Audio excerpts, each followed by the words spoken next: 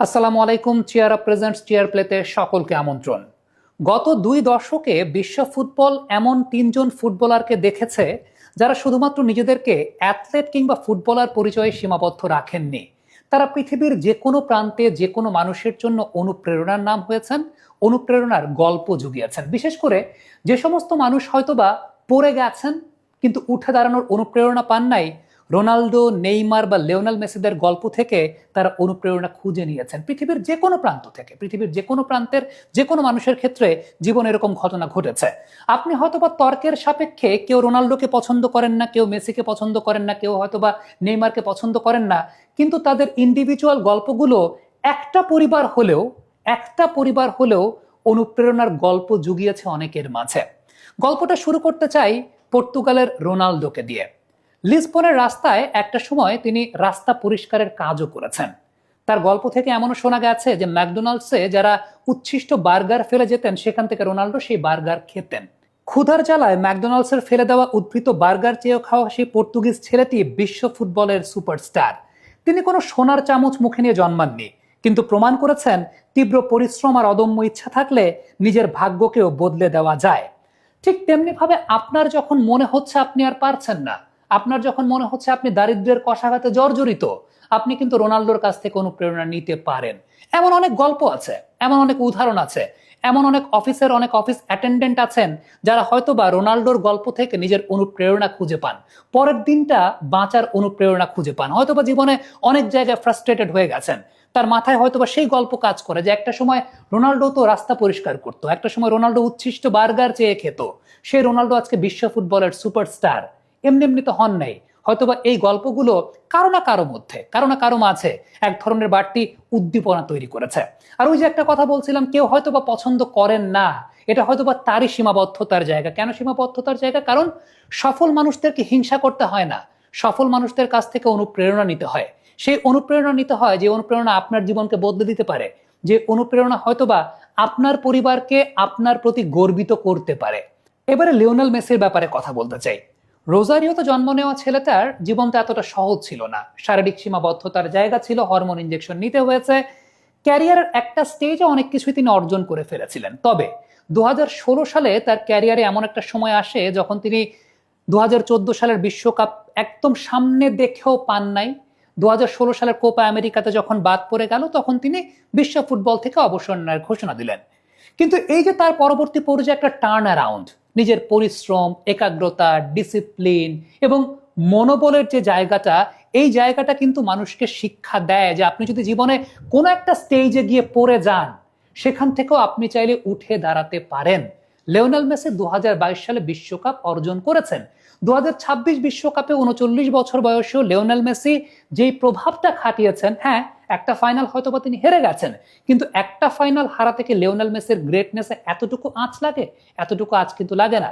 তিনি সেমিফাইনাল ম্যাচটাতেও প্রমাণ করেছেন যে তার মাসল মেমোরি এখনো ঠিক মতো আছে এবং প্রয়োজনের সময়টায় তিনি জ্বলে উঠতে জানেন। আমাদের সমাজে অনেকেই আছেন যারা হয়তোবা ক্যারিয়ারে মিড ক্যারিয়ার ক্রাইসিসে ভোগেন। সেই সমস্ত মানুষের জন্য অনুপ্রেরণার নাম হতে পারে লিওনেল মেসি। অনেক হয়তোবা এমন ভাবে চিন্তা করতে পারেন যে আচ্ছা, আমি আমার ক্যারিয়ারে পেয়েছিলাম অনেক কিছু, কিন্তু ওই যে কিছু একটা জায়গায় গিয়ে আমি আর পেলাম না, কিছু একটা জায়গায় গিয়ে আমি আমার পটেনশিয়ালটাকে মিট করতে পারি নাই, আমি আমার জীবনের হালটা ছেড়ে দেব। ঠিক ওই সময়টাতে লিওনেল মেসি আপনার জন্য একটা অনুপ্রেরণার নাম হতে পারেন যারা মিড ক্যারিয়ার ক্রাইসিসে ভুগছেন। আমাদের সমাজে কিন্তু এই মিড ক্যারিয়ার ক্রাইসিসে ভোগা মানুষের সংখ্যা অনেক বেশি, যারা হয়তো বা ক্যারিয়ারে একটা এস্টাবলিশমেন্ট পেয়েছেন কিন্তু নিজের কাঙ্ক্ষিত জায়গাটায় পৌঁছতে পারেন নাই, এবং সেই ফ্রাস্ট্রেশনটা, নিজের পটেনশিয়ালকে মিট করতে না পারার ফ্রাস্ট্রেশনটা, সেটা কিন্তু অনেক বেশি। বিশেষ করে যারা 30 বছর পার করেছেন তারা এই ব্যাপারটাকে অনেক বেশি মাত্রা রিলেট করতে পারেন। লিওনেল মেসি হয়তোবা সে সমস্ত মানুষের জন্য অনেক অনুপ্রেরণার নাম। এবং চিয়ার আপের রিফ্রেশিং স্বাদে সবার মুখে হাসি ছড়াবে। চিয়ার আপ ছড়ায় হ্যাপিনেস। 2022 বিশ্বকাপ জয়ের মাধ্যমে তিনি হয়তোবা সরাসরি অনেকের জীবনে প্রভাব ফেলেছেন। এবারে নেইমারকে নিয়ে একটু কথা বলি। সত্যি কথা বলতে বাকি যে দুজনের কথা বলেছিলাম তাদের চাইতেও হয়তোবা ভাগ্যটা অনেক বেশি খারাপ নেইমারের।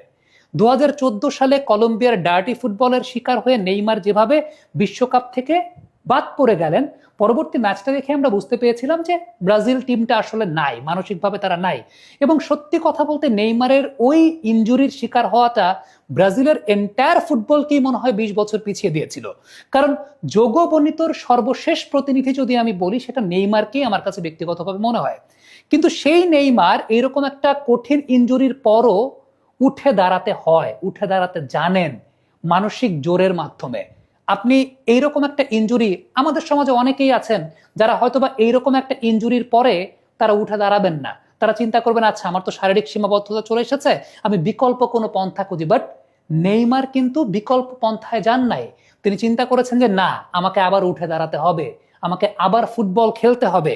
যে জিনিসটা আমি ভালোবাসি, যে স্বপ্নটা আমি দেখি, সেই স্বপ্নটার পেছনে আমার ছুটতে হবে। নেইমার আবার উঠে দাঁড়িয়েছেন, আবার ইনজুরিতে পড়েছেন, আবার নেইমার উঠে দাঁড়িয়েছেন। 18 বিশ্বকাপ গেল, আবারও নেইমার ইনজুরিতে পড়েছেন। 22 বিশ্বকাপের একদম প্রথম রাউন্ডেও নেইমার ইনজুরির শিকার হলেন, কিন্তু সেই জায়গা থেকেও তিনি হার মানেন নাই। হ্যাঁ, অনেক এফোর্ট দেওয়ার পরে নেইমারকে নকআউট স্টেজে নিয়ে আসা হলো, নেইমার তো উঠে দাঁড়িয়েছেন। এই মনোবল কতজনের থাকে, এই জেদ কতজনের থাকে, এই একাগ্রতা কতজনের থাকে? আমার কাছে ব্যক্তিগতভাবে মনে হয় নেইমার হয়তোবা এখন পর্যন্ত কোনো বিশ্বকাপ জিতেন নাই, কিন্তু জীবনের বিশ্বকাপ নেইমার জিতেছেন। কারণ অসংখ্য লক্ষ লক্ষ কোটি কোটি মানুষকে নেইমার এই অনুপ্রেরণা দিয়েছেন।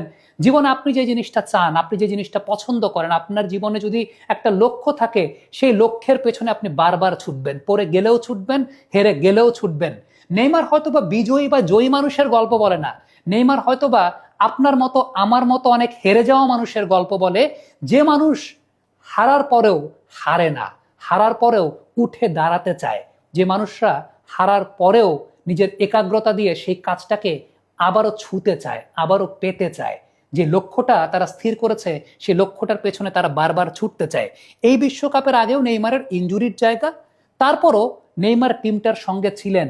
তিনি কতটুকু ভালো টিম ম্যান, তিনি জানেন যে তিনি ক্যাপ্টেন্সির আর্মব্যান্ড পাবেন না, তার রেগুলার খেলার সিওরিটি নাই, তারপরও দলটাকে তিনি উজ্জীবিত করেছেন। তিনি কত বড় টিম ম্যান, তিনি সেই জায়গাটাই কিন্তু প্রমাণ করেছেন।